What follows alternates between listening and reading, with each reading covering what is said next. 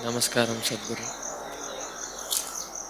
I just want to know the basic difference of the way of Shiva and the way of Buddha. It's very easy to talk about Buddha's way because it's very logical. It's quite simple, actually. And it's very long drawn-out process.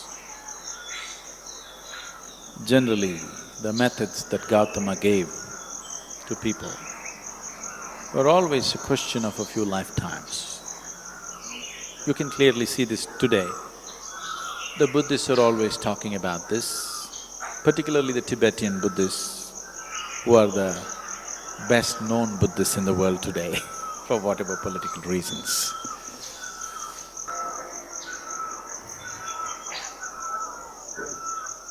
They're always talking about a few lifetimes of work.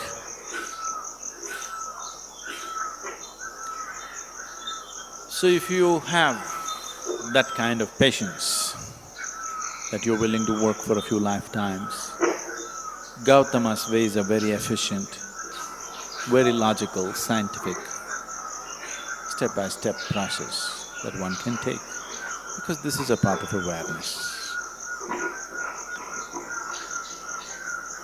The significance of walking the path of awareness is, there are milestones on the way which tell you you've come 1 mile, 2 miles, 10 miles. It tells you where you are. That is the most important aspect. That is, without too much trust or devotion, you can still grow. Because you have a method to hang on to, you just keep doing it, keep doing it, keep doing it. It clearly shows you that you're progressing. But with Shiva, there is no such guarantee. And he doesn't fix milestones. You don't know whether you're going forward or backward. But you're going somewhere, that's all you know. It's like falling into your bottomless pit. That sounds terrifying. I want you to understand this.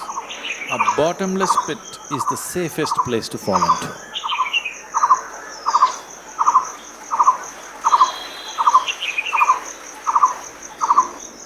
A pit with a bottom is dangerous.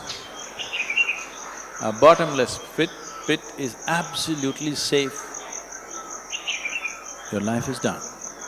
If you just jump into it, it's done. Simply you fall. If you ever do… Has anybody done skydiving? You did? So, if you have a free fall, then if you do not open your parachute for a few thousand feet, you don't know whether you're going down or going up, nothing, it just feels like you're floating around and it's wonderful.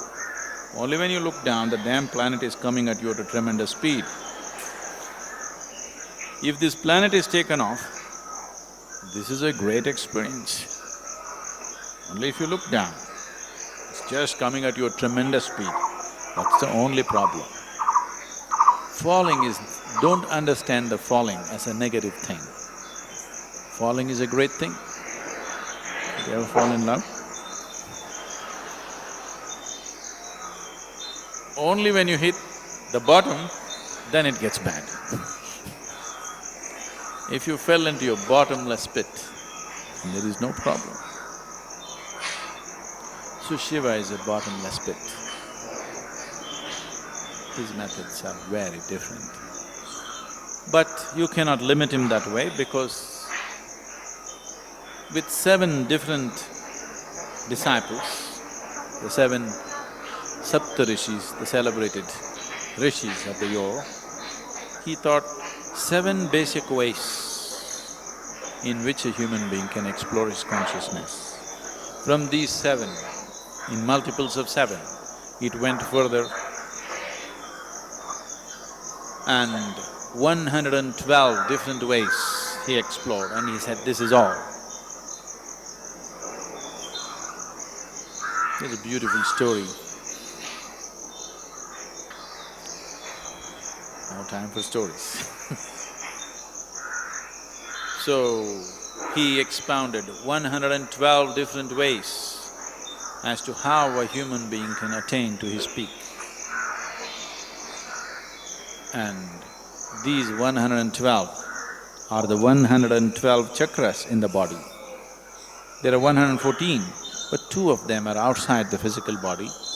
He left those two and he said, 112 different ways of attaining when you're embodied.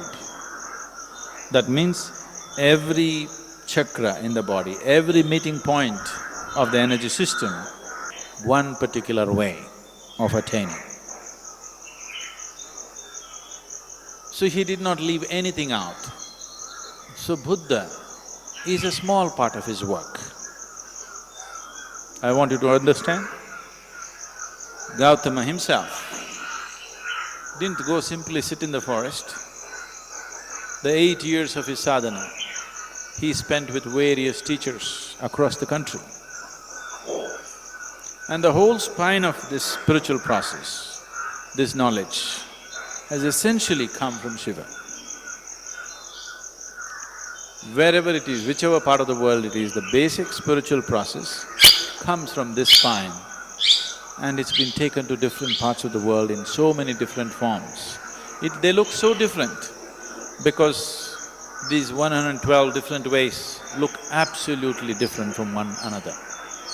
So what is the difference between Shiva and Buddha is not an appropriate question. Which aspect of Shiva did Buddha explore? He explored the path of awareness, which is one aspect. It's very unidimensional, but the significance of Gautama Buddha is, he's very scientific, clinical. He appeals to the logical mind. But he's like… He also said like this, many times he was an ascetic, he just sat, unmoving. But many times he was mad, dancing, drunk.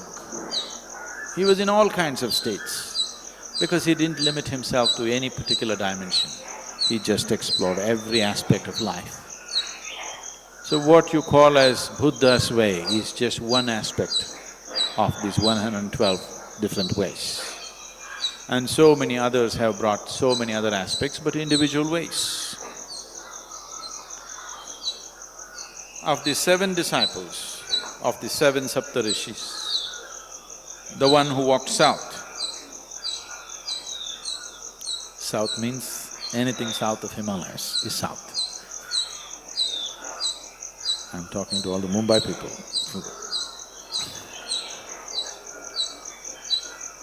Anything south of Himalayas is south. So Agastya walked south. And he became particularly active beyond the Vindhya mountains. You know that story about Vindhya mountains bowing down to Agastya Muni and he never came back, so… you know that story? You must learn something about India. So particularly the Deccan plateau, he spread himself in such a way, every human habitation in Deccan plateau he touched. Wherever you see, you will hear something about Agastya Muni. And he started this action for rural rejuvenation. He did not leave a single human habitation. He brought spiritual process to everybody's life, the whole population. They say he lived over 4,000 years. We don't know how long he lived, but definitely his lifespan was not a normal span of life, it was extraordinarily long. When you just calculate the mileage that he covered, if you had put a speedometer on him and seen how many miles he covered, you could see it's an extraordinary length of time. We don't know whether it's 400 years or 4,000 years, people say it's 4,000. But definitely he lived very long and he touched every habitation and made sure a spiritual process became a living reality for them. We are still enjoying his work, I want you to know. the southern part of India, is still enjoying his work. A certain, without knowing why, a certain level of settled nature that you see is his work.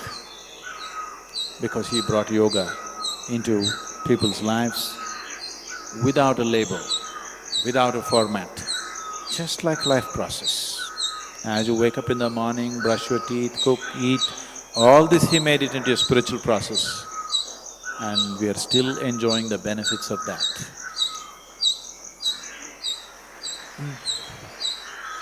If you look at any spiritual process anywhere on the planet, you will see it is not outside the 112 ways in which Shiva explored this.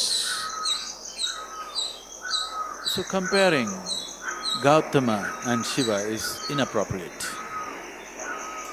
I have great respect for Gautama.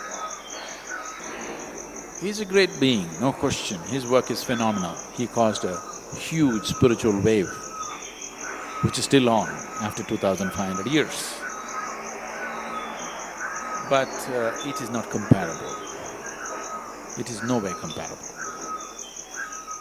All we can say is, Shiva's work contains Gautama's work as a small element.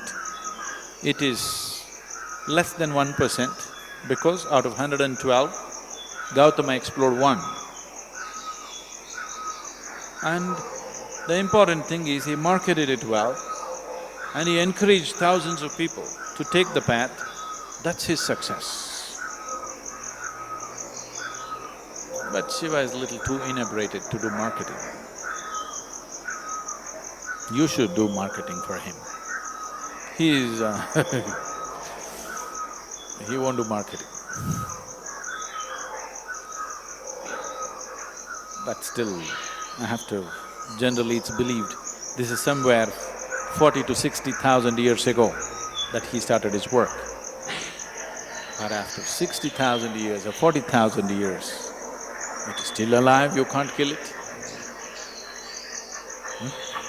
You still can't kill it, isn't it? By the time I am done with my life, I'm sure I will leave him little more popular than the way he is today.